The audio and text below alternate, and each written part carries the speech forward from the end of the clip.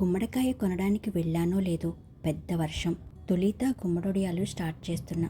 ఈ వర్షం ఏంటి, మంచిగా చెడుకా, పెట్టాలా వద్దా అని ఆలోచన. కుకింగ్ ఎంత ఇంట్రెస్ట్గా చేస్తానో అంతే ఇదిగా నా కాన్సన్ట్రేషన్ మొత్తం గుమ్మడొడియాల మీద పెట్టి మరీ ముందుకెళ్తున్నా. ముఖ్యంగా తెలుసుకోవాల్సింది కొలత. ఎంత వేయాలి, ఎలా వేయాలి అది తెలిస్తే చాలు. ఫస్ట్ టైం అయినా కూడా చాలా బాగా వస్తాయి. 6 కేజీల గుమ్మడికాయని తీసుకున్నా. దీని మీదున్న బూడిదని స్క్రబ్బర్తో క్లీన్ చేసుకోవాలి. గుమ్మడికాయ ఆడవాళ్ళు పగలగొట్టకూడదట, మగవాళ్లతో పగలగొట్టించాలి. వీటిని సన్నగా సమానంగా కట్ చేసుకోవాలి. పలచగా ఉండాలి, మెత్తగా ఉండాలి.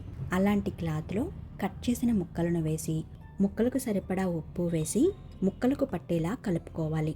వీడియోలో చూపిస్తున్న విధంగా గుమ్మడి ముక్కల నీరును పిండుకోవాలి.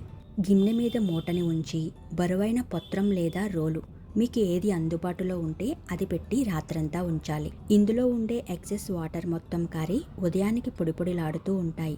కేజీ గుమ్మడికాయకి 1/2 కేజీ పప్పు చొప్పున 6 కేజీల గుమ్మడికాయకి కేజీన్నర మినప్పప్పు తీసుకోవాలి.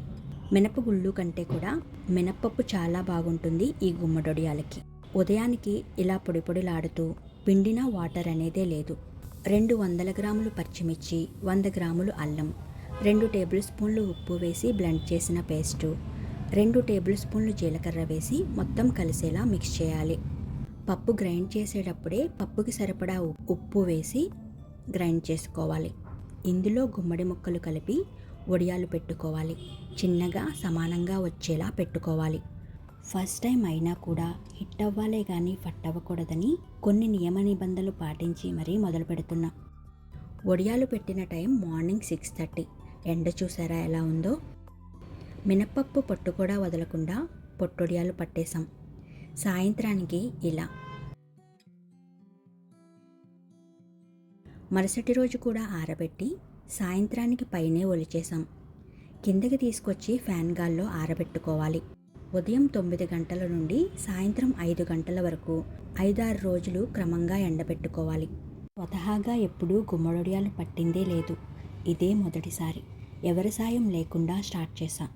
ఎండబెట్టిన వడియాలని స్టోర్ చేసుకోవాలి. కావలసినప్పుడల్లా వేయించుకోవడమే. ఉంటా మరి. By by.